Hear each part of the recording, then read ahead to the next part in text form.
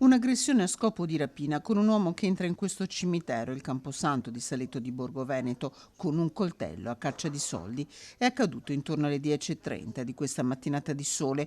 La vittima è un anziano di 77 anni del posto che, come d'abitudine, era entrato per portare un saluto ai cari defunti e in quel momento era solo all'interno del Camposanto. Forse era seguito, di sicuro dietro di lui è entrato un altro uomo sulla quarantina, parzialmente travisato, mentre la vittima con un annaffiatoio stava portando dell'acqua e fiori deposti sulle tombe.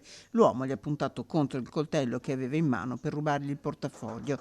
Il 77enne però ha reagito e per questo è stato sbattuto contro una colonnina finendo a terra dopo essere stato colpito al collo dalla lama.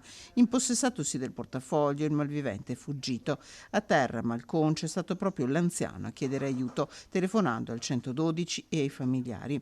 Un fatto terribile con macchie di sangue e petali per terra, segni ripuliti dopo i rilievi degli investigatori e dei dipendenti del comune.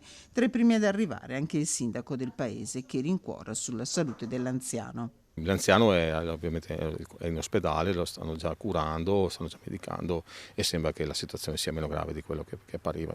Ricoverato in ospedale a Schiavonia, l'anziano è stato trattenuto in osservazione, un episodio su cui stanno indagando i carabinieri della compagnia di Este, che hanno acquisito le immagini delle telecamere di videosorveglianza del cimitero che ritraggono il sospetto entrare all'interno e poi fuggire, e raccolto la testimonianza della vittima. Nel frattempo è grande l'amarezza del primo cittadino per un atto violento in un posto di silenzio, ricordo e rispetto.